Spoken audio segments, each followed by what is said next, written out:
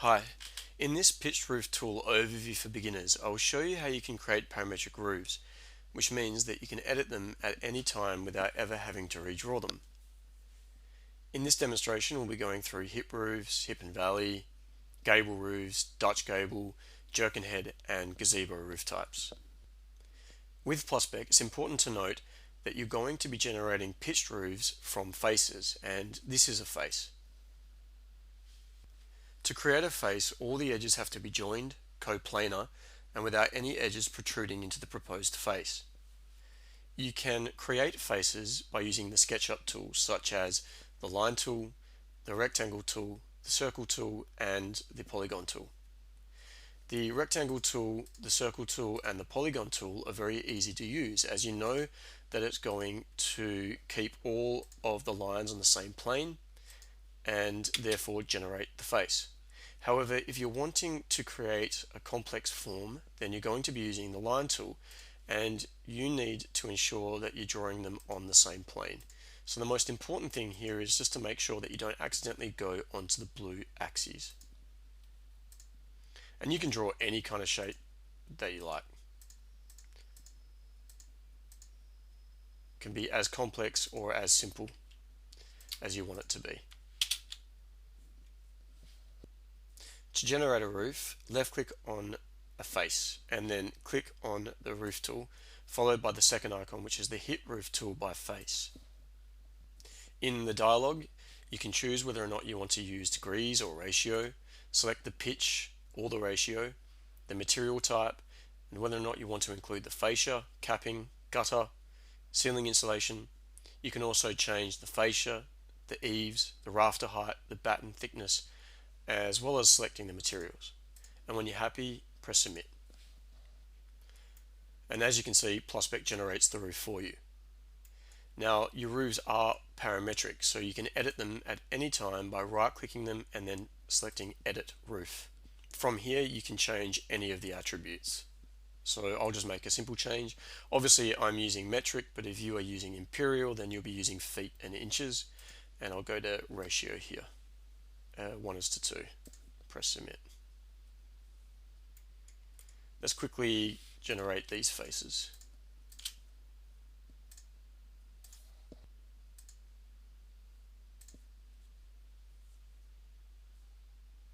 Now you can do some really interesting things with faces. So you can, for example, have your rectangle and you can put in another segment. And from here you might decide, let's make it a bit smaller, that this piece is going to be slightly higher, let's say. Now you can left click the first face, hold down Control and left click the second face, and then repeat the process. And when you're happy, press submit. Now don't forget, you're just using the faces to generate the actual roof itself. So as you can see, I've now offset this piece by the desired amount.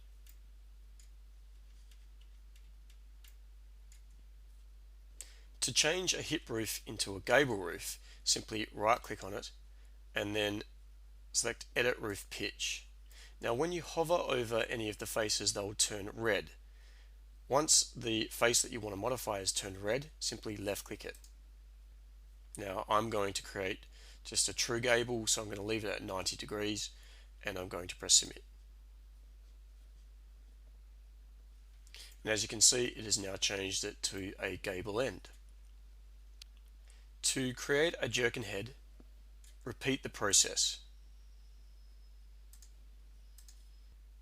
This time, click the reverse Dutch gable, which is also known as the Jerkinhead, and then manipulate it any way that you like. So for example,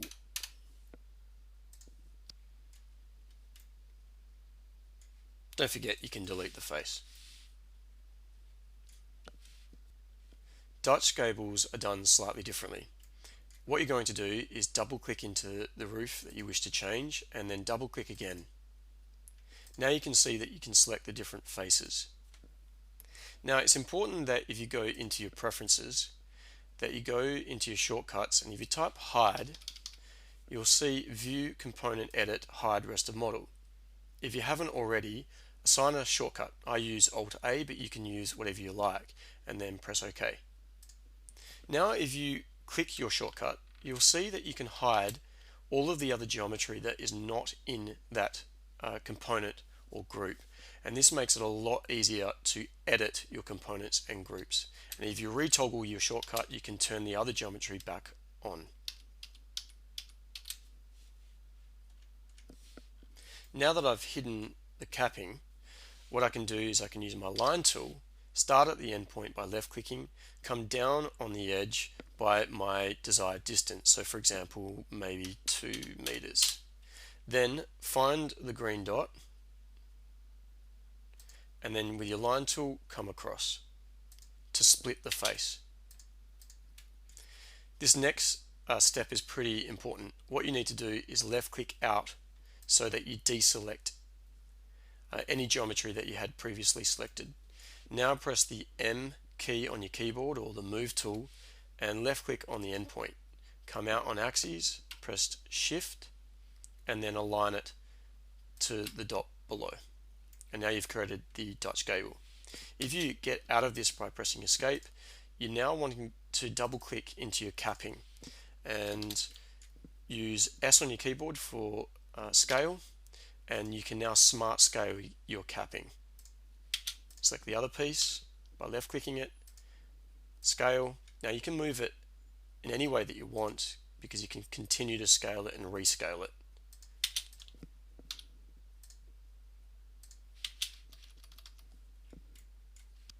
There are different ways to detail the Dutch gable, so that is up to you to continue to modify. But for example, you could go back into it and delete this face and then remodel in how you're wanting to actually detail it.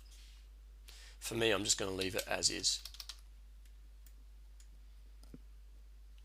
If you have already drawn your walls and they form a loop, which means that every single corner is represented with a mitre, it means that you can actually expedite this process of forming a face. You can simply right click on a wall, hover over the walls, and now you can generate a roof from walls or a face from walls. As you can see, Plusspec has automatically generated the face for me, and this enables me to now just press submit.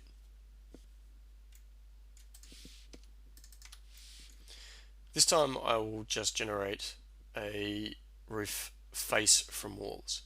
Now this is particularly useful if you basically just want to get the face there, but now you're going to want to modify it. So for example, I might have a portico, or I might have eaves of different thicknesses. So what I can do is I can left click on the line and I can move them. Now it's also important to note again that the face is generated from the internal wall. So for example, I might want to now move this out by 600 or 400, and if I click on my roof tool, it will now add another 600 mil. So it will add 600 to these sides plus another 600 on this side, making that a meter. So press submit.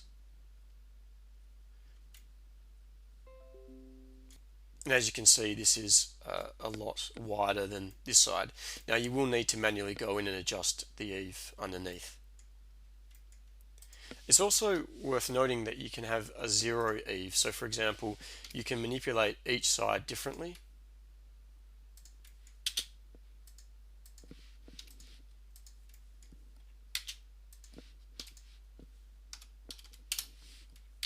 Go back into your roof, but this time you're going to turn off your eaves to 0, and that means that it will the eaves will be aligned perfectly with the line.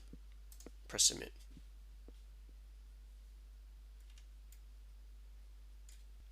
It is worth noting that your roofs aren't technically connected to your walls, so if you do modify your walls such as this,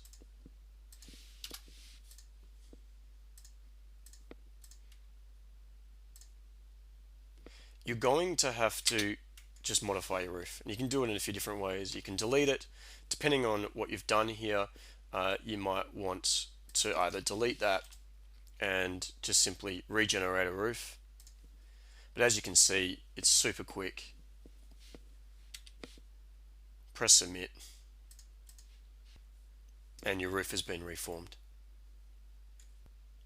So as you can see, depending on the nature of your project, you may be using a combination of automatically generated faces from Plusspec or manually generated faces from using the SketchUp tools.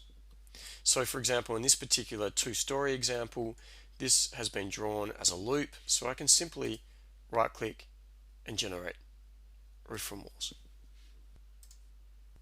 However, this doesn't form a loop, so I actually can't do that here. But it's super easy for me just to use the rectangle tool, as it's a simple shape anyway, and trace over my internal frame. Now that I've got my face, I can go back into my roof tool. I can adjust this however I like, press submit, and then obviously I'm going to want to change this edge. So you're going to go into the roof, edit roof pitch, select that edge, and change it to the 90.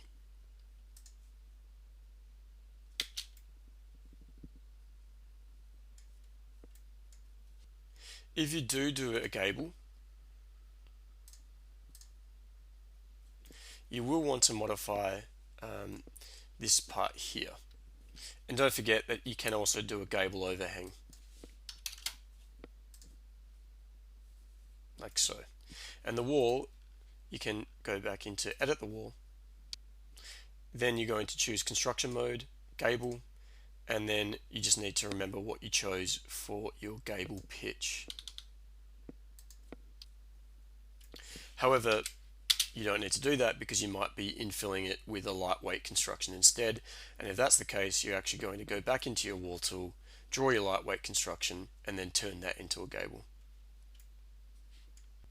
Finally, it's important to note that the roof structure is separate to the roofing itself.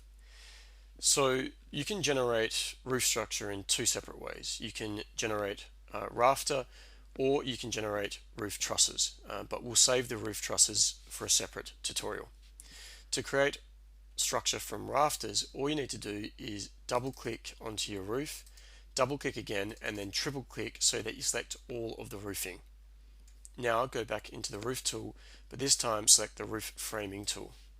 In this dialog, you can change it however you like, and you can choose the sizing of your timber or lumber.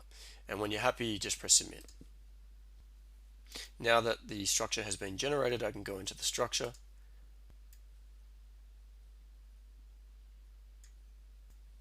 If you want to modify your structure, you do need to delete it. But as you saw, it's very easy to regenerate it. So for example, you can go back in, and this time if you wanted to change the sizing of the timber or lumber, then you just go back through the dialog and then press submit again. And as you can see, it doesn't matter how simple or complex your roof is, Plusspec will do it for you.